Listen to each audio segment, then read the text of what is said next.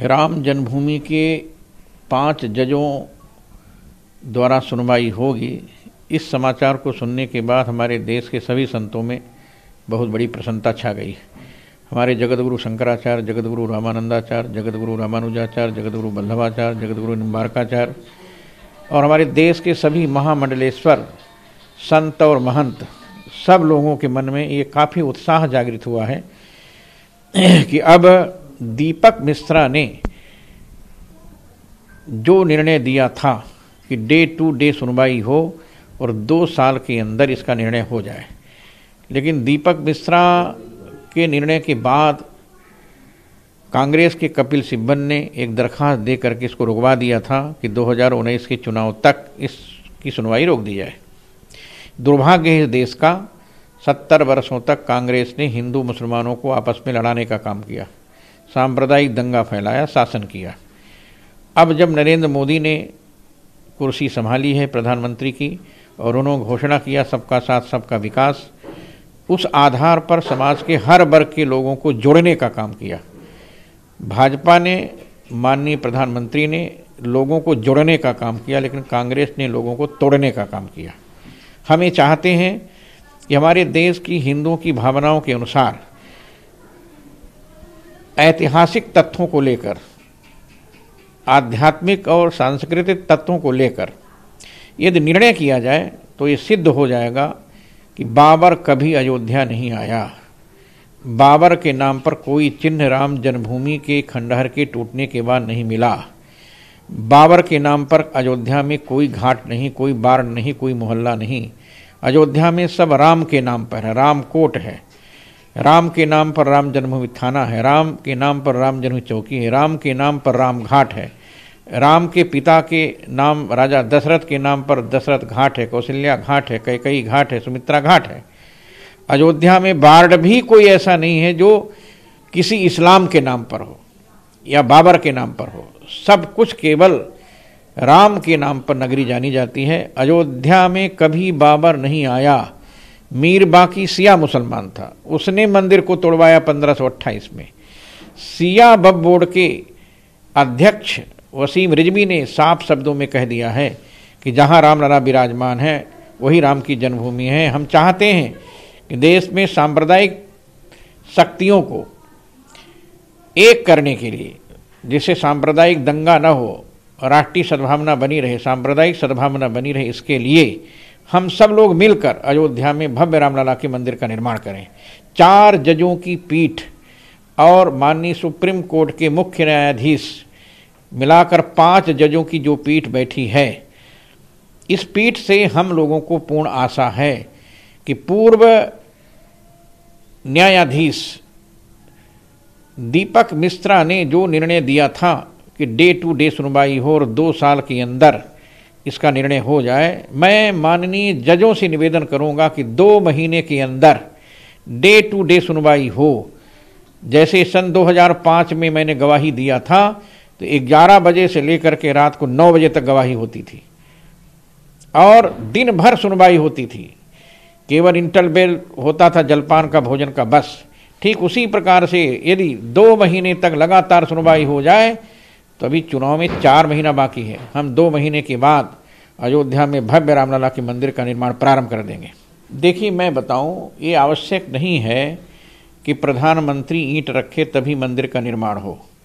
मंदिर के शिलान्यास के लिए माननीय अशोक सिंघल जी ने, पूज्य महंत अवेद्यनाथ जी ने, परमहंस रामचंद्र दास जी ने, जगतगुरु शंकराचार्य जी ने एक दलित व्यक्ति से, बिहार के रहने वाले थे, उनके द्वारा शिलान्यास करवाया था। इसको सारे संसार के लोगों ने देखा और जाना है। यह आवश्यक नहीं है कि जब प्रधानमंत्री आए तभी मंदिर का निर्माण प्रारंभ हो। हम तो चाहते हैं कि प्रधानमंत्री आए, मुख्यमंत्री आए, हमारे देश के सभी लोग आए। विपक्ष कमेंट करता है महाराज, मैं चाहता हूं विपक्ष भी आए। मैं राहुल गांधी को कहता आओ, सोनिया गांधी आओ, तुम भी आओ, ममता बनर्जी तुम भी आओ, चंद्रबाबू नायडू आओ, उद्धव ठाकरे आओ, सब कोई आओ। देश का हर व्यक्ति मिलकर अयोध्या में भव्य रामलला के मंदिर का निर्माण करे, इसमें क्या आपत्ति है। राम तो केवल हिंदुओं के नहीं है, राम तो दुनिया के सब प्राणियों के आराध्य हैं। जीव जंतु पशु पक्षी सबके आराध्य हैं।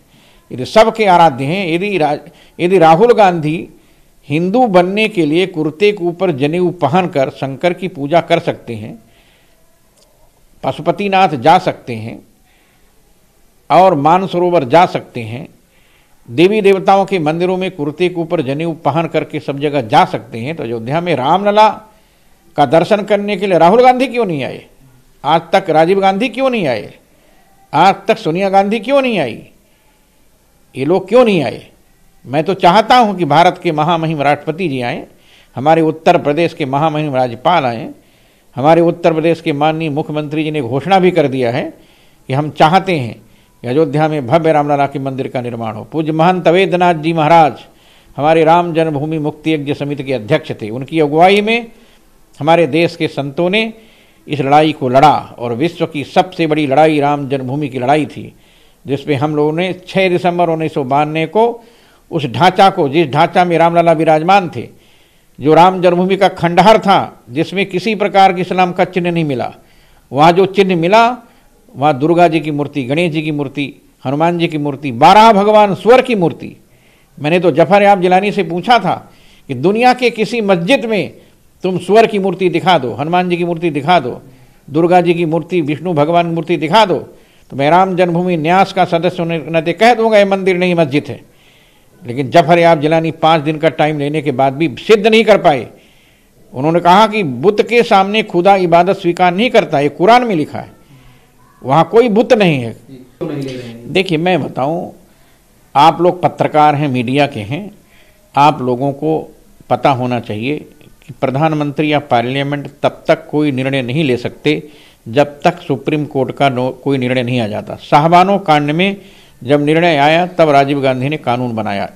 SC ST का सुप्रीम कोर्ट ने जब निर्णय दिया तब प्रधानमंत्री ने कानून बनाया। मेरा कहना यह है कि जब तक सुप्रीम कोर्ट कोई निर्णय नहीं देता तब तक पार्लियामेंट का कोई अधिकार नहीं है कि कानून बना सके।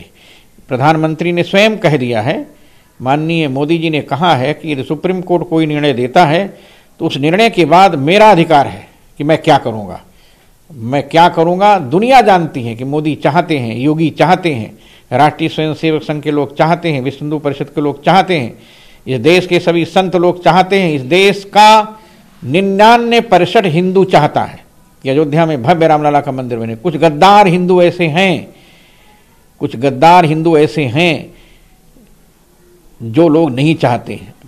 शशि थरूर जैसे लोग नहीं चाहते। महाराज इसी पे सवाल और है, लेकिन हर हिंदू चाहता मंदिर बने। कांग्रेस के मणिशंकर अय्यर से मैं पूछना चाहता हूं कि उनका जन्म जब हुआ था तो उनके गांव के लोग, उनकी माता, उनके पिता, उनके भाई, उनके बहन, उनके परिवार के लोग, कुटुंब के लोग क्या ये नहीं जानते कि मणिशंकर अय्यर का जन्म कहाँ हुआ? महात्मा गांधी का जन्म पोरबंदर में कहाँ पर हुआ? क्या उस गांव के रहने वाले लोग नहीं जानते? भगवान राम ऐतिहासिक, आध्यात्मिक, संपूर्ण ब्रह्मांड के प्रभु थे। जब उनका जन्म हुआ तो देवता लोग ऊपर से आए, फूल की वर्षा की, देवताओं ने स्तुति किया। तो ऐसे ब्रह्म को, ऐसे परमात्मा को, ऐसे जगन्नियंता जगदीश्वर को दुनिया के लोग न जाने कि 1000 कमरे में से रामलला का जन्म कहाँ हुआ? रामलला का जन्म जहाँ हुआ उस मंदिर को तोड़वा कर बाबर को पता चल गया कि राम का जन्म यहाँ हुआ, इसलिए इस मंदिर को तोड़ दिया जाए। यदि बाबर को पता चल गया, मुसलमानों को पता चल गया कि यही राम का जन्म हुआ था, तभी तो तोड़वाया। काशी विश्वनाथ मंदिर को क्यों तोड़वाया? कि काशी विश्वनाथ भगवान यहाँ विराजमान है। मथुरा की जन्मभूमि को क्यों तोड़वाया? वहाँ पर भगवान कृष्ण विराजमान है। जहाँ जहाँ हिंदू देवी देवता लोग थे उन मंदिरों को तोड़कर मुगल काल में मुसलमानों ने, आतंकवादियों ने मंदिर को तोड़वाया है। अब हमारी सरकार है, भाजपा की सरकार है, नरेंद्र मोदी की सरकार, योगी की सरकार है। हम लोग चाहते हैं जहाँ रामलला विराजमान है वहीं भव्य मंदिर बने। मणिशंकर से पूछना चाहता हूं कि अपनी माँ से पूछे, अपने पिता से पूछे, अपने भाई से पूछें कि उनका जन्म कहाँ हुआ है, तो उनके पिता, उनके भाई, उनके बहन, उनके परिवार, कुटुंब के लोग बताएंगे, ये अयोध्या के लोग बताएंगे, शास्त्र बताएगा, वेद बताएगा, पुराण बताएगा, इतिहास बताएगा कि राम का जन्म कहाँ हुआ है।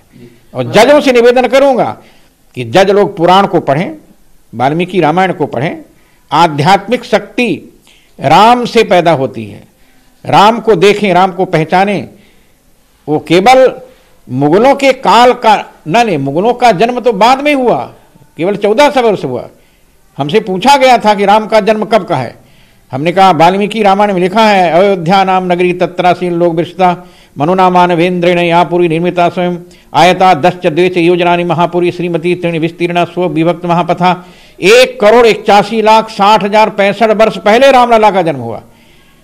इतने दिन तक वो 1000 के कमरे वाला राम का जहां जन्म हुआ था वो सुरक्षित रहेगा। इस राम की नगरी को तो राजा विक्रमादित्य ने ढूंढा था। राजा विक्रमादित्य अयोध्या में आए रामनवमी के दिन। काला पुरुष काले घोड़े में सवार होकर सरजू में कूदता है और जब सरजू से निकलता है तो श्वेत वर्ण का हो जाता है। तब राजा विक्रमादित्य ने पूछा आपका परिचय, तब बताया मैं तीर्थराज प्रयाग हूं, रामनवमी के दिन आता हूं, सरजू में स्नान करता हूं, सारा पाप धुल जाता है। तब उन्होंने एक गाय को दिया कि जहां गाय के चारों थनों से दूध की धारा बहने लगी समझ जाना वही राम की जन्मभूमि है। और वो गौ माता जाती है और जहां खड़ी होती है वहां पर चारों स्तन से दूध गिरने लगता है। तब राजा विक्रमादित्य को पता चला ये राम की जन्मभूमि है। तब राजा विक्रमादित्य ने 84 कसौटी के खंभे पर विश्व का सबसे बड़ा मंदिर बनवाया था उस वक्त। तब राजा विक्रमादित्य के उस मंदिर को बाबर जब पहली बार लखनऊ आया तो पूरब दिशा की ओर देखता है तो मीर बाकी से पूछता है क्यों जी, मैंने तो दिल्ली में एक चंद्रमा देखा लेकिन यहां लखनऊ में पूरब दिशा की ओर 2 चंद्रमा कहां से आ गए। तब मीर बाकी ने कहा जनापना, एक तो असली चंद्रमा है और दूसरा राम जन्मभूमि के शिखर पर लगा हुआ चंद्रकांता मणि है। तो चंद्रकांता मणि को देखकर बाबर ने मीर बाकी को कहा जाओ तोड़ो, और 10 लाख सेना आई, 76 बार लड़ाई हुई और लगभग 5 लाख हिंदू मारा गया। और इसके बाद तब मंदिर को तोड़कर 14 कसौटी के खंभे नहीं तोड़ पाया, उसी पर 3 गुम्बज बनाया, मीनार नहीं बना पाया। कुरान में लिखा है बिना मीनार के मस्जिद नहीं होती। जब मैंने उस खंडहर को तोड़वाया था तो मस्जिद का कोई चिन्ह नहीं मिला। क्या दुनिया के किसी मस्जिद में परिक्रमा होती है? राम जन्मभूमि की परिक्रमा हजारों वर्षों से चल रही है।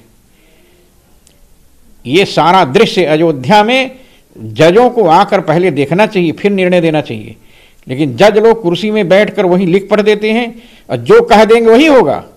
जजों को मैं सावधान करता हूं, जजों को मैं निवेदन करता हूं कि वो अयोध्या को पढ़ें, राम को पढ़ें, इतिहास को पढ़ें, संस्कृति को पढ़ें और तब बैठकर पांचों जज पंच परमेश्वर के रूप में बैठें। और मैं चाहता हूं कि माननीय जज गोगोई जी जो हमारे आसाम के कांग्रेस के मुख्यमंत्री के बेटे हैं, वो कांग्रेस की ओर मत देखें, वो सपा बसपा की ओर मत देखें, कम्युनिस्ट की ओर मत देखें, वो अयोध्या की ओर देखें, रामलला की ओर देखें, वो चीन की ओर मत देखें, भारत की ओर देखें। तब भारत के इतिहास की जानकारी होगी और तब अयोध्या में भव्य रामलला के मंदिर के निर्माण का निर्णय होगा। और दुनिया की कोई ताकत, क्या किसी जज में हिम्मत है रामलला की मूर्ति को हटा दे? क्या कोई जज कह सकता है कि रामलला का जन्म अयोध्या में नहीं हुआ था? क्या कोई जज कह सकता है कि बाबर कभी अयोध्या आया? जब बाबर कभी अयोध्या नहीं आया तो बाबर के नाम पर मस्जिद कैसे हो सकती है? और कुरान में लिखा है किसी व्यक्ति के नाम पर मस्जिद खुदा स्वीकार नहीं करता, वो इस्लाम के नाम पर। मैं चाहता हूं सांप्रदायिक सद्भावना के लिए इस्लाम के नाम पर, अल्लाह के नाम पर, खुदा के नाम पर, कुरान की आयतों के अनुसार अयोध्या से बाहर कहीं मस्जिद बने, अयोध्या में जहां रामलला विराजमान वहां मंदिर बने। ये हम सब लोगों की इच्छा है, अयोध्यावासी संतों की इच्छा है, अयोध्यावासी राम भक्तों की इच्छा है और देश के सभी जगत गुरुओं की इच्छा है, देश के सभी राम भक्तों की इच्छा है, हमारे भाजपा के सभी मंत्रियों की, सभी सांसदों की, सभी विधायकों की, हमारे भाजपा के 20 मुख्यमंत्री हैं, उत्तर प्रदेश के मुख्यमंत्री योगी आदित्यनाथ की है, उनके गुरु महंत वैद्यनाथ जी हमारे संगठन के अध्यक्ष थे, उनके नेतृत्व में भाजपा को 2 से इतनी भारी बहुमत हुई। ये राम की देन है, राम जन्मभूमि की देन, हिंदुत्व की देन है कि भाजपा 2 से इतनी ज्यादा संख्या में पहुंच गई है। अब भाजपा का कर्तव्य होता है, ये दायित्व होता है कि भाजपा निर्णय आने के बाद, सुप्रीम कोर्ट के निर्णय के बाद तत्काल प्रधानमंत्री ने जैसा कहा है कि सुप्रीम कोर्ट के निर्णय के बाद हमारा काम होगा, और मुझे विश्वास है कि नरेंद्र मोदी और योगी आदित्यनाथ जी दोनों मिलकर के अयोध्या में भव्य रामलला के मंदिर का निर्माण करेंगे।